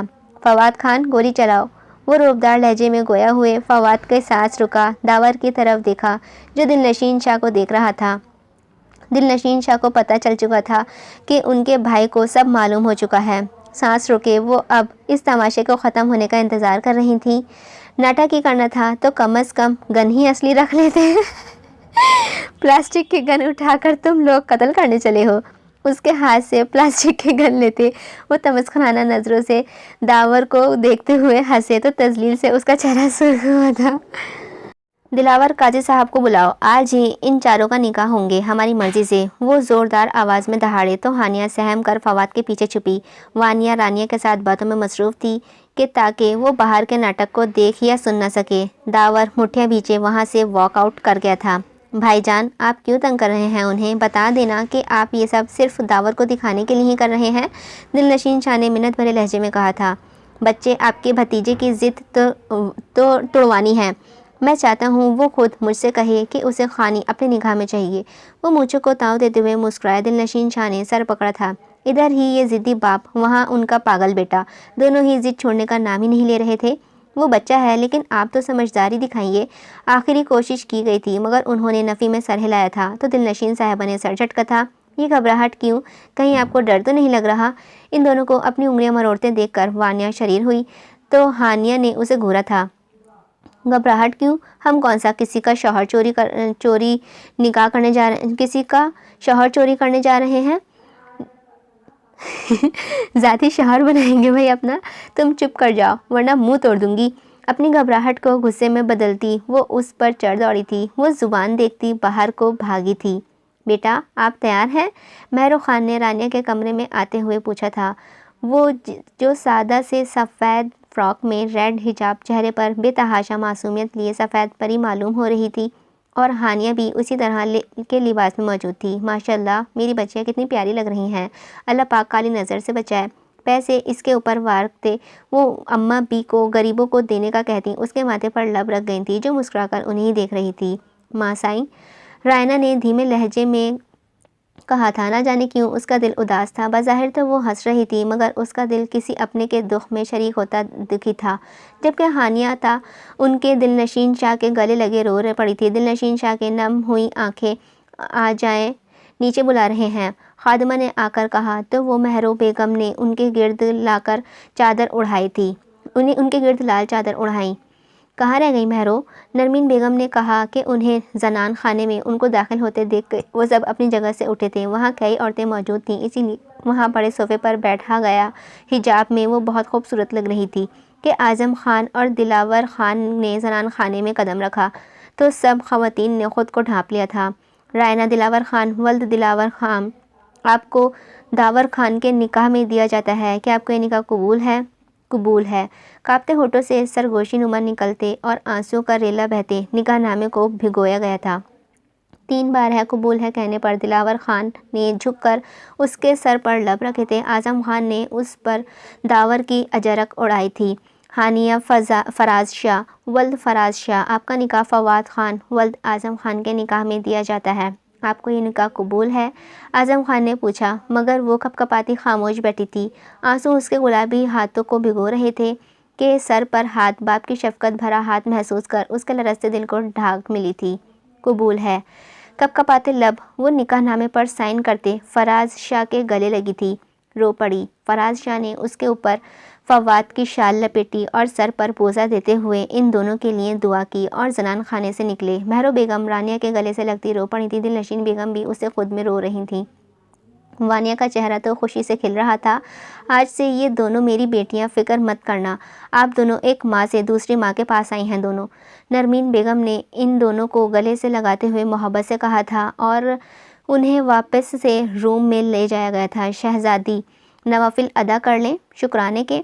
رائنا نے اپنے گرد لپیٹی شال نماز اسٹائل میں لپیٹی، وضو وہ پہلے سے ہی کر چکی تھی، وہ دونوں نفل پڑھنے میں مصروف ہوئیں۔ دوسری طرف فواد اور داور اسے احباب قبول کے بعد ان کے خوشحال مستقبل کے لیے دعا کی گئی تھی اور مبارکباد کا سلسلہ جاری ہوا تھا، اور اس خوشی کی انتہا نہ تھی۔ اس کی پری اس کی ہو چکی تھی، اس کی دنیا اسے مل چکی تھی، اس کی سب کی رضامندی کے ساتھ اس کے رب نے اسے خالی نہیں لوٹایا تھا۔ فواد بھی خوش تھا، اس کی بچپن کی محبت جو مل گئی تھی کچھ دیر پہلے۔ یہ کیا بک رہے ہو تم فواد؟ اعظم خان دہاڑے کہ فواد نے سر جھکا لیا تھا۔ یہ سچ ہے بابا سائی، اگر مجھے وہ نہ ملی تو میں اپنی جان دے دوں گا۔ خان کے بچے خود بچ گئے، مجھے پھنسا دیا، شرمسار لہجے میں کہتے وہ دل میں داور سے گویا ہوا تھا۔ تم اپنے بھائی کے لیے مجھ سے الجھو مت، اگر اتنی ہی محبت ہے تمہارے بھائی کو تو آئے ہم سے کہے۔ وہ سخت نظروں سے اسے گھورتے ہوئے دھیمی آواز میں گرا رہے تھے۔ بابا جان وہ بچہ ہے، میں کہہ رہا ہوں نا پلیز۔ فواد نے سر اٹھا کر کہا کہ سامنے سے پڑنے والے تھپڑ نے اس کی بولتی بند کر دی تھی۔ کمرے سے باہر کھڑے داور نے دل ہی دل میں فواد سے معافی مانگی تھی، تمہاری وجہ سے میں اس بچی کی زندگی برباد نہیں کر سکتا، جاؤ اور چھوٹے خان سے کہو کہ آنا کو روند کر ہم سے کہیں۔ انہوں نے اسے سختی سے کہتے ہوئے رخ پھیر لیا تھا۔ فواد کے دل کو کچھ ہوا تھا۔ اوکے بابا، مجھے وہ چاہیے، کمرے میں داخل ہوتے بامشکل کہتے آنکھیں جھکا گیا تھا۔ اعظم خان کے لبوں پہ فاتحانہ مسکراہٹ چھائی تھی۔ ہم برخوردار، اگر پہلے ہی کہہ دیتے تو یوں اتنی محنت تمہیں نہ کرنی پڑتی۔ جاؤ تیار ہو جاؤ۔ مجھے کو تاؤ دیتے وہ اس کا شانہ تھپ تھپا کر باہر کو بڑھائے تھے۔ آئی ایم سوری بھائی، داور نے اس کے کندھے سے کندھا ملاتے ہوئے اداسی سے کہا تو وہ مسکرایا تھا۔ ارے خان صاحب آپ تیار ہو، جلدی سے آپ کی خانی آپ کا انتظار کر رہی ہے، وہ شرارت سے کہتے ہوئے اس کے روم میں آیا تھا اور اس کی تیاری کروانے لگا تھا۔ اپنے بھائی کے خوشی کے لیے وہ جان تک دے سکتا تھا، یہ تھپڑ تو معمولی سی چیز تھی۔ مغرب کی نماز کے بعد وہ دونوں ہی تیار ہوئے۔ روم میں بیٹھی تھی، یلو فراک اور گرین چوڑی دار پیجامے کے ساتھ گرین حجاب اور کندھوں پر داور کی شال لیے وہ حسن میں حوروں کو بھی مات دیتی تھی۔ سنہری آنکھوں پہ میک اپ کے نام پر صرف کاجل تھا، جبکہ پیلا شرارہ پہنے ہانیہ نے فل میک اپ کر رکھا تھا۔ اس کے کالے بال پشت پر بکھرے ہوئے تھے، بھاری زیور پہنے وہ بہت ہی پیاری لگ رہی تھی۔ اس کی آپی مجھے ڈر لگ رہا ہے، ہانیہ نے رانیہ کو بازو پکڑتے ہوئے کہا تھا۔ وہ جو خود نروس تھی بیٹھی ہوئی تھی، اس کی معصوم سی شکل دیکھ کر گہری سانس خارج کرتے ہوئے سیدھی ہو کر بیٹھی تھی۔ ڈر کس چیز کا شہزادی؟ پتہ نہیں، عجیب سی شرم فیل ہو رہی ہے، من کر رہا ہے کہ کہیں چھپ جاؤں۔ ہائے ابھی میری عمر ہی کیا ہے جو شادی کرنے لگی ہوں۔ تم ہوتی گردن پر ہاتھ پھیرتی وہ رونے جیسی ہو گئی تھی۔ اب وہ اسے کیا بتاتی کہ اس کی حالت ہانیہ سے الگ نہیں ہے۔ شہزادی، اس سے پہلے کہ وہ کچھ کہتی کہ وانیہ کے ساتھ کچھ گاؤں کی لڑکیاں اندر آئی تھیں اور اسے لیے باہر چلی گئیں۔ زنان خانے میں انہیں صوفے پر بٹھایا تھا، وہ پیچھے ہوئی تو سب ہی خانی کے حسن پر پرنور چہرے کو دیکھتے ہوئے کچھ بولنے کے قابل ہی نہیں رہے تھے۔ وہ خوبصورتی اتنی تھی کہ سب اس کو حسرت بھری نظروں سے دیکھ رہے تھے۔ ماشاءاللہ دونوں بہت ہی پیاری لگ رہی ہو، نرمین بیگم نے اس کو اوپر سے پیسے وارتے ہوئے صدقے میں دیے تھے اور دونوں کی پیشانی چومتی دلنشین اور مہرو بھی ان کی بھلائی لیتی ہوئی رسم کرنے لگی تھیں۔ چھوٹی سی پیالی میں اپٹن بڑا تھا، सब बारी बारी आते उनके गाल, हाथ और पाँव पर उपटन लगा रही थी। सबकी नज़र तो बस रानिया पर ही थी, रायना पर की थी, जो बिना मेकअप के भी इतनी चमक रही थी। मोरे, हानिया ने दिलनशीन शाह को बुलाया तो वो उसकी तरफ झुकी थी। मोरे, मेरी कमर दुख रही है, अल्लाह का वास्ता है बस कर दें और छोड़ कर आए मुझे कमरे में। 2 घंटे हो चुके थे उन्हें एक ही जगह पर बैठे, तो वो मुस्किन से सूरत बना गई थी। वानिया, बहू को ऊपर ले जाएं, हम खाना भिजवाते हैं। नरमीन बेगम ने रायना की सुनी की थी कहीं हैं। नरमीन बेगम ने रायना की थी थकन से सुर्ख होती रंगत देख कर कहा तो वो सर हाँ में हिलाती हुई उन्हें अपने अपने कमरों में छोड़ गई थी। वापस आते उन दोनों के सामने हाथ फैलाए। बच्चे, आज बुध है, आप जुमेरात को आना। दावर ने उसके हाथ को देखते हुए नरमी से कहा तो वो जहाँ फवाद का कहा गूंजा था वहाँ वानियक ने खफकी से घूरा था। लाला, हम आपको फ़कीर नहीं लगते हैं? तो ठीक, जाए यहाँ से। अरे नहीं नहीं गुड़िया, ये लो। दावर ने एक गिफ्ट उसके हाथों में पकड़ाया था और नज़र चुराकर फवाद को आंख मारते हुए अपनी बीवी को देखने के लिए अंदर चले गए थे। आह मोरे, खुशी खुशी जैसे ही वो वानिया ने गिफ्ट का डब्बा खोला, एक मुक्का सीधा उसकी नाक पर जा। कुछ पल तो वो सदमे में खड़ी रही थी, फिर होश में आती चीनी और पाँव पटकते दिलनशीन शाह के पास जाने लगी थी। गलत किया भाई, दे ही देते पैसे, बहन है।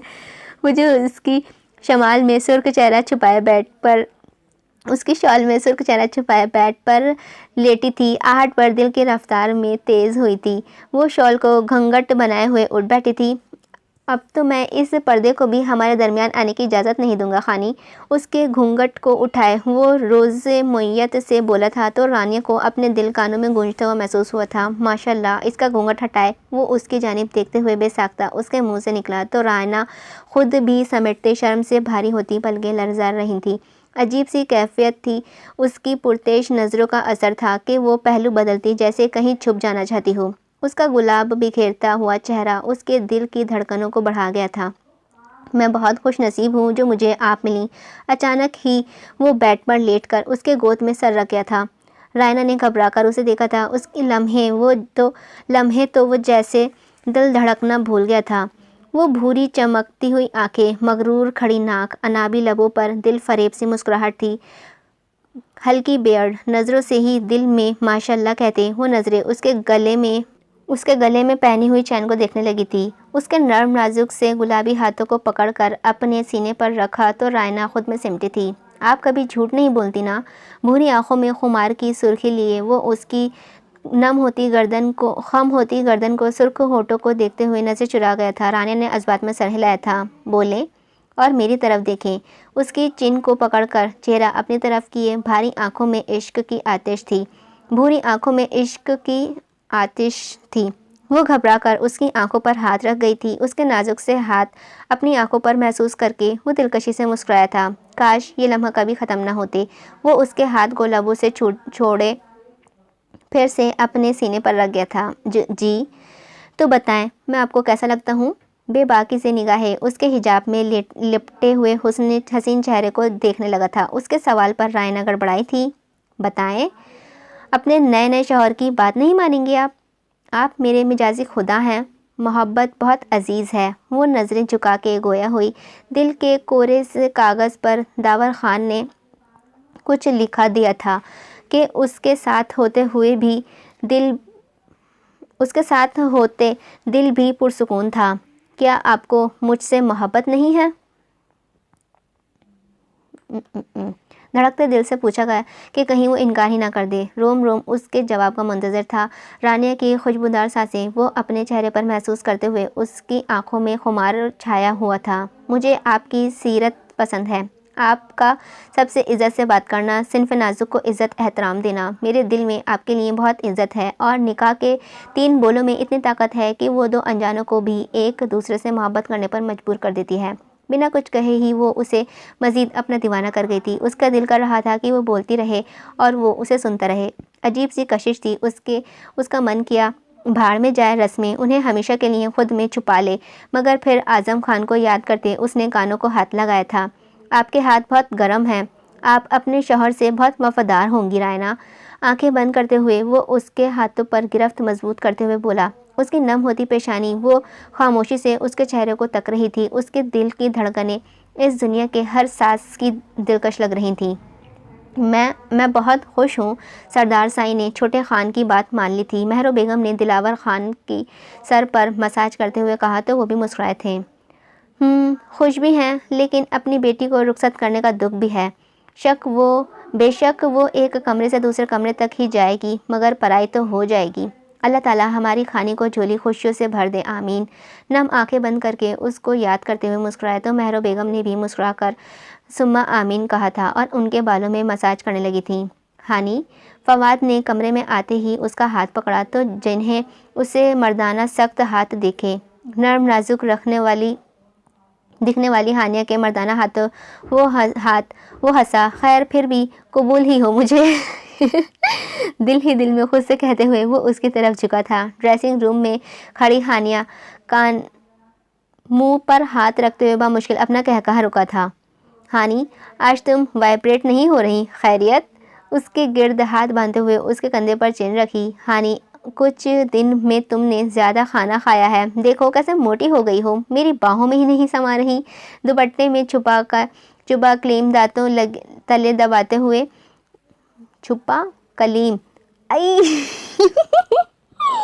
دوپٹے میں چبا کلیم دانتوں تلے دوپٹہ دبائے اصل میں شرمانے لگا تھا۔ ہانی، تم نہاتی نہیں ہو کیا؟ اس کا رخ اپنی جانب کرتے وہ تشویش زدہ لہجے میں گویا ہوا۔ اسے سینے سے لگے کلیم کو دیکھتے ایک چیخ کے ساتھ وہ اسے خود سے دور پھینک گیا۔ میری ہانی کلیم بن گئی، وہ صدمے میں بولا تو چینجنگ روم میں کھڑی ہانیہ کا کہا سنا تو غصے سے روم کا دروازہ بجانے لگا۔ کلیم تو ڈر گئے کہ مارے وہاں سے بھاگا تھا۔ کھولو دروازہ، ورنہ اگر میں نے کھولا تو تمہاری چھوٹی سی جان ضرور مشکل میں آ جائے گی۔ وہ دھیمی آواز میں گررایا تھا تو ہانیہ کے ہنستے چہرے پر سایہ لہرایا۔ غصے میں آتا اس کی جان اب ہوا ہونے لگی تھی۔ کھولو دروازہ، اس سے پہلے وہ بولتا کہ دروازہ کھلا تھا اور بلو شلوار میں وہ اپسرا باہر آئی تھی۔ اس کے چہرے پر اپٹن لگا دیکھ کر وہ اس کی جانب جھکا تو ہانیہ نے ڈر کر آنکھیں میچی تھیں۔ اس طرح کا مذاق کرتے ہیں، شرم نہیں آئی تمہیں؟ اگر میں اسے کس وس کر دیتا تو چھی سوچ کر ہی اس کی ابکائی آئی تھی۔ ہانیہ نے مسکراہٹ روکتے اسے دیکھا جو اسے ہی گھور رہا تھا۔ اب تم نے مذاق کیا ہے، اب میں بھی کروں گا، وہ کہتے ساتھ ہی اس کے گال پر جھکا تھا۔ اس کا تپش زدہ ہونٹوں کا لمس اپنے گال پر محسوس کر وہ خود میں سمٹی تھی۔ حیا سے پلکیں جھک گئی تھیں۔ اتھل پتھل ہوتی سانسوں کو سنبھالتے وہ اس کے سینے پر ہاتھ رکھتے رونے والی شکل بنا گئی تھی، جسے دیکھتے وہ اس کی شہرگ پر بوسہ لیتے اس کے کان کی پر لب رکھے تھے۔ نکاح مبارک ہو، اب تو پوری طرح سے میرے نام ہو چکی ہو۔ اس کے گال سے گال مس کرتے ہوئے گمبھیر آواز میں سرگوشی کی گئی تھی۔ اس کی سانسوں کی تپش تھی یا اس کے الفاظ؟ وہ شرم سے سرخ ہوتی نظریں جھکائے گئی تھی۔ ماتھے پر منی سی پانی کی بوندیں آئیں تو وہ ہنستے ہوئے پیچھے ہوا۔ ہانیہ کی سانسوں میں سانس آئی تھی۔ ویسے تو میں جانتی تھی کہ میرے بھتیجے ذرا بے شرم ہیں، لیکن اتنے بے شرم ہیں یہ مجھے آج پتہ چلا ہے۔ دلنشین بیگم کی آواز پر وہ دونوں تیر کی طرح سیدھے ہوئے تھے اور مڑ کر بند دروازے کو کھولا تھا۔ پھوپھی جان، میں تو بس مبارکباد دینے آیا تھا، وہ کھسیانی ہنسی ہنستے ہوئے بولا تو دلنشین شاہ نے اس کو اور پیچھے کھڑی ہانیہ کو گھورا تھا جو شرم سے مرنے والی ہو گئی تھی۔ جلدی سے ڈریسنگ روم میں گھسی، وہ بھی دانت دکھاتے وہاں سے جلتا بنا تھا۔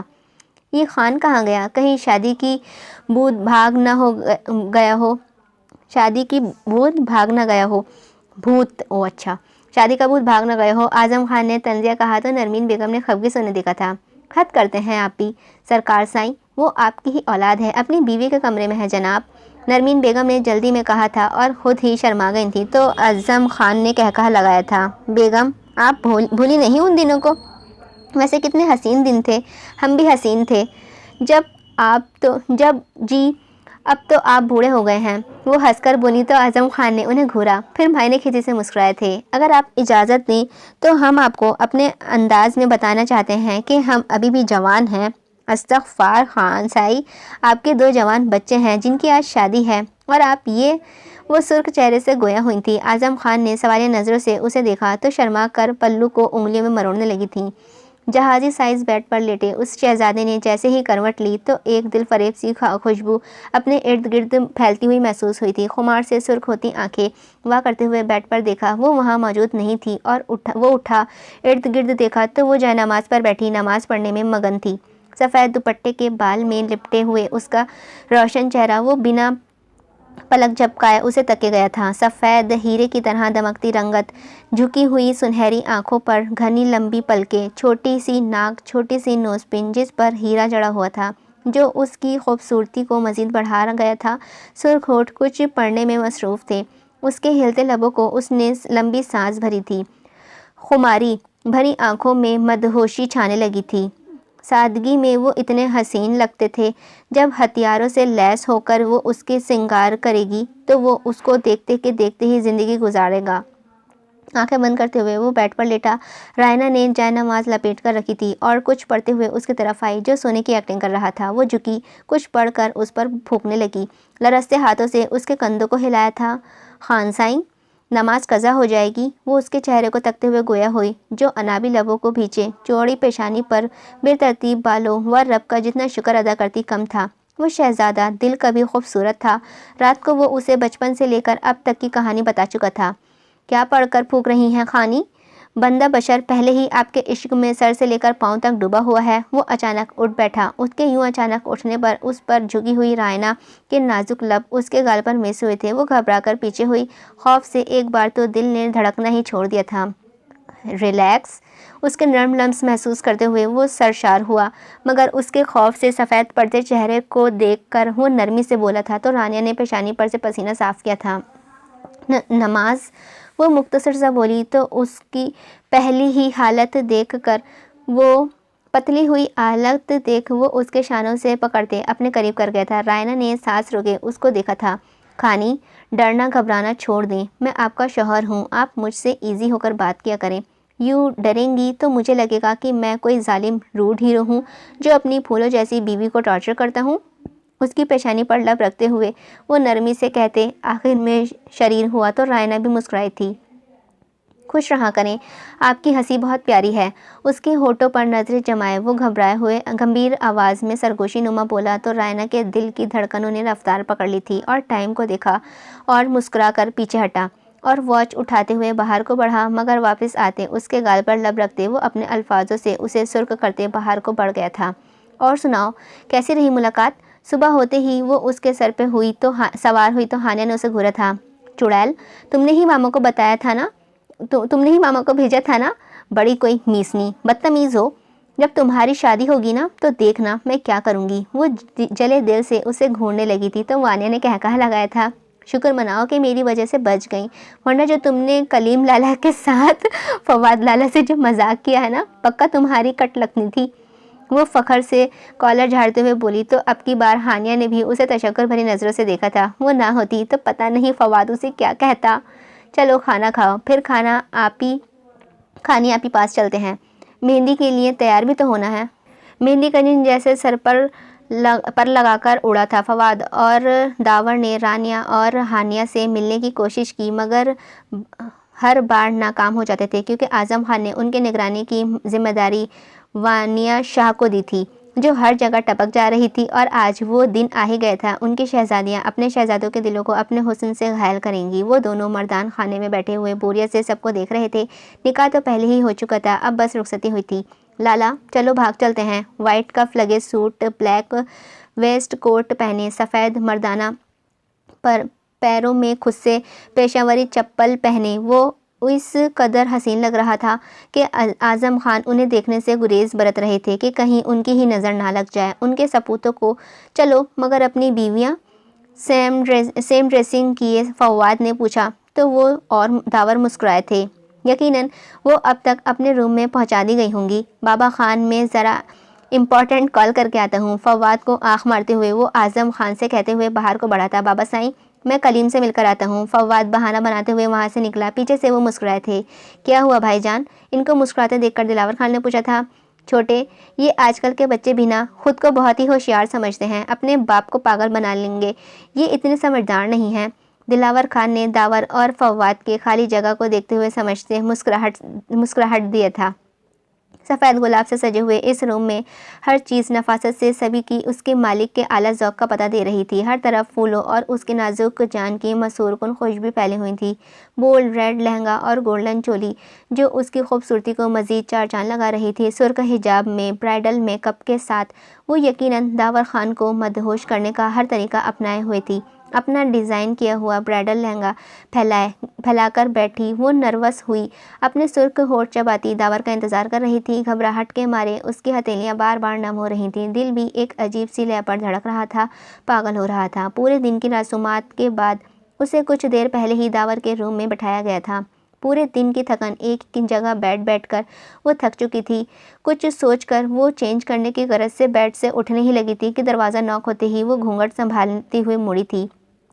दरवाज़ा लॉक करते वो मुड़ा तो कमरे में फैली हुई एक दिलफरेब खुशबू को नथनों के ज़रिए खुद में उतारा था उसकी तरफ आया, जो उसकी अजारक से घूंघट के कैसे सुर्ख लहंगे में पोर पोर उसके लिए सजी बुद्ध बनी खड़ी हुई थी।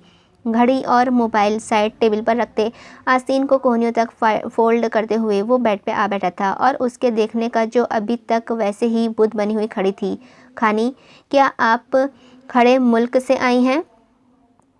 गंभीर भारी लहजे में कहते हुए वो बाजू फैलाए बेड पर लेट गया था। आंखें बंद करते हुए अपने जज्बातों को बंद बांधना चाहता, मगर अब कहाँ मुमकिन था। वो परी तो अब उसकी मलकियत थी, वो हक रखता था उस पर। उसकी गंभीर आवाज़ समाअत हुई तो वो ढर ढर करते दिल के हाथ पर हाथ रखते हुए काँपते हुए बेड के करीब आई और अपनी उंगलियां मरोड़ते हुए उसे देखने लगी थी, जो बेड के बीचों बीच फैलकर सो रहा था। कुछ सोचकर वो सोफे की तरफ बढ़ने लगी कि वो उसकी कलाई थामते हुए उसे अपने ऊपर खींच चुका था।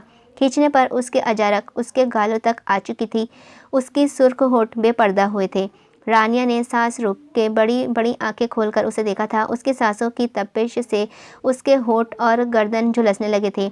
उसकी नज़रें उसकी कटावदार सुर्ख होठों पे जमी हुई थीं। घूंघट में नज़र आते सुर्ख होठ उसके गले में गिल्टी उभार कर मधुम हुई थी। खुश्क होठों को तर करते वो धड़कते दिल के साथ वो एक हाथ से उसका घूंघट हटा गया। रानिया ने खौफ से आंखें मींची थीं। डर के मारे वो पसीने से शराबोर होती। वो उसके सीने से नाजुक हाथों को दबाव बढ़ा गई थी। बिना कुछ कहे ही वो उसका जान लेने की दर पर थी। वो तो जैसे उसके हसीन चेहरे में ही खो चुका था। लंबी घनी मूछें, खमदार लरसती पलकें, गुलाबी गालों पर सिया फगन थीं। सतवां खड़ी नाक में नत जिसके मोती उसके सुर्ख होठों को छूते हुए उसे अपने करीब मालूम हो रहे थे। सांस लें, गंभीर सरगोशी हुई। खुमार से उसका लहजा भारी हो रहा था, मगर वो तो सांस ही नहीं ले रही थी, बस थर थर काँपे जा रही थी। उसके कमर पे हाथों की गिरफ्त मजबूत करते हुए उसके चेहरे पर फूंक मारी तो रानिया का चेहरा 2 पल में ही सुर्ख अनारी हुआ। उसके सांस में सांस भरते हुए दिलफरेब सी खुशबू अपने में महसूस करने लगा था। हाथ बढ़ाकर वो उसकी नथ उतारने लगा। उसके लम्स पर रानिया ने बड़ी बड़ी सुनहरी आंखें खोलकर उसे देखा था। सुनहरी काजल से भरी आंखें भूरी आंखों से चार हुईं। दोनों की दिलों की धड़कनें एकदम बढ़ी थीं। वो कुछ लम्हे तो कुछ और ही सोचने के काबिल ही नहीं रहा था। कितनी खूबसूरत थी वो। बेखुदी में उसके आंखों पर लब रखते हुए वो उसकी और ही जहां में पहुंचा। सुकून की एक लहर उसे अपने नस नस और उतरती हुई महसूस हो रही थी। रानिया उसके लम्स पर स्टिल हुई। क्या नहीं था इस लम्स में? शिद्दत, जुनून, जिद, बेपनाह चाहत। उसकी रीढ़ की हड्डी में सनसनी पैदा हुई थी। कई प्रोफेसर लम्हों गुजर गए थे, वो उसकी जुदा ना हुआ था। शायद वो ऐसे ही उसे अपने करीब अपने सीने से लगाए रखना चाहता था। रानिया ने मेहंदी से सजे हुए हाथों से उसके सीने पर रखे तो चूड़ियों की दिल नशीन आवाज़ मायने खिजी से खामोशी में अजीब सा इर्ताश पैदा कर गई थी। ना चाहते हुए भी वो नरमी से पीछे हुआ था। उसके चेहरे पर घबराहट देखते हुए वो उसे बेड पर बैठाते हुए उठ बैठा था और मोहब्बत पाश नज़रों से उसे देखने लगा, जो शर्म से सुर्ख पड़ते निगाहें झुकाए हुए काँपे जा रही थी। खानी, जज्बातों की आँच लिए वो उसे पुकार गया था। वो खुद में समेटती हुई लरसती पलकें उठाकर उसकी जानिब देखा, जो आंखों में मोहब्बत का जहान आबाद किए उसे ही देखने में मसरूफ़ था। वो गड़बड़ाकर शर्म से भारी होती पलकें झुका गई। उसकी आंखों में देखने के लिए नाजुक सी दोशीज़ा में इतनी ताकत नहीं थी। वो अपनी कैफियत से झुंझलाता गहरे सांस भरती ही उसे बेचैन कर गई थी। वो पल में उसकी कमर पर लब रखते उसे गहरी सांस भरने का कहने लगा था। टेबल पर पड़ा हुआ पानी का गिलास उसके लबों से लगाया था। जैसे ही جیسے وہ ایک ہی سانس میں گٹک گئی تھی۔ آپ ٹھیک ہیں؟ اس کے سرخ تمتماتے چہرے اور نم ہوتی گردن کو دیکھتے وہ بے قرار ہوا تھا۔ میں ٹھیک ہوں، تم مجھے نفل ادا کرنے ہیں۔ وہ دھیمی سی آواز میں گویا ہوئی تھی۔ وہ اتنا آہستہ بولی کہ اگر وہ اس کے قریب نہ ہوتا تو یقیناً سن ہی نہیں پاتا۔ پہلے تو آپ ریلیکس ہوں اور چینج کر کے آئیں، پھر ساتھ ادا کریں گے۔ وہ محبت پاش لہجے میں اسے دیکھتے ہوئے اس کی پیشانی پر حدت لمس چھوڑتے ہوئے روم سے باہر نکل گیا تھا۔ جانتا تھا وہ صبح سے بھوکی ہوگی۔ رانیہ نے نم ہوتی آنکھوں سے اسے دیکھا تھا، دل ہی دل میں خدا کا شکر ادا کیا تھا۔ وہ بنا کہے ہی اس کی بات سمجھ گیا تھا۔ پیشانی کو ہاتھوں کے پوروں سے چھوڑتی وہ مدھم سا مسکرائی تھی اور لہنگا سنبھالتی ہوئی فریش ہونے چل دی تھی۔ کوئی ایسا جادو ٹونا کرے میرے عشق میں وہ دیوانہ ہو، یوں الٹ پلٹ کر گردش کی میں شمع وہ پروانہ ہو۔